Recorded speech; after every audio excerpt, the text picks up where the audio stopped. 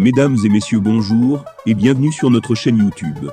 L'information en Afrique et dans le monde en continu. Ici, nous n'avons qu'un seul objectif, c'est de vous informer autant que possible sur l'actualité, la politique, l'économie et bien d'autres. Alors si vous êtes nouveau, abonnez-vous et activez aussi la cloche de notification pour ne rien manquer des informations à venir. Cela étant fait, on commence. Eh bien les amis, très tôt ce matin du côté du Burkina Faso, le colonel Paul-Henri Damiba s'exprime comme quoi il n'aimerait pas qu'il y ait une guerre civile du côté de son pays. À 2 heures locales, l'armée du Burkina continue de nier un coup d'État. Samedi, l'armée a publié un communiqué ne reconnaissant pas le coup d'État. Selon elle, il s'agit d'une crise interne et que les concertations se poursuivent avec la junte nouvellement au pouvoir. Dans un texte publié sur la page Facebook officielle de la présidence, le lieutenant-colonel a appelé les putschistes à revenir à la raison pour éviter une guerre fratricide dont le Burkina Faso n'a pas besoin dans ce contexte. 1h30 heure locale, la France condamne les violences contre ses bâtiments à la capitale. À Paris, le quai d'Orsay a immédiatement réagi, condamnant les violences contre notre ambassade avec la plus grande fermeté et ajoutant que la sécurité de ses compatriotes était sa priorité.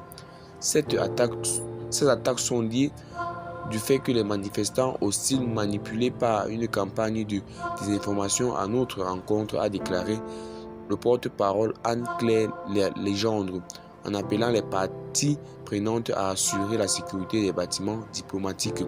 Une heure locale, des manifestations pro-putschistes se rassemblent près d'une base militaire française à Ouagadougou.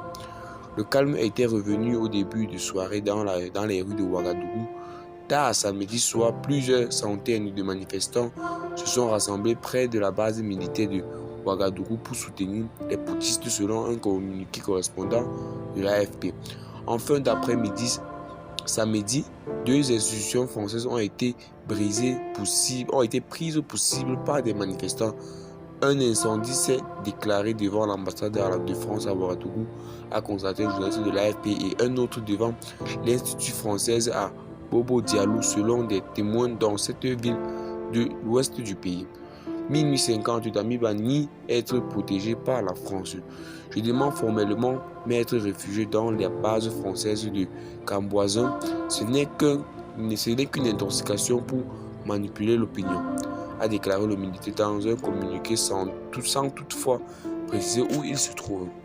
Plus tôt dans la journée, les putschistes s'étaient exprimés à la télévision nationale affirmant que M. Damiba planifiait une contre-offensive depuis une base française près de Ouagadougou.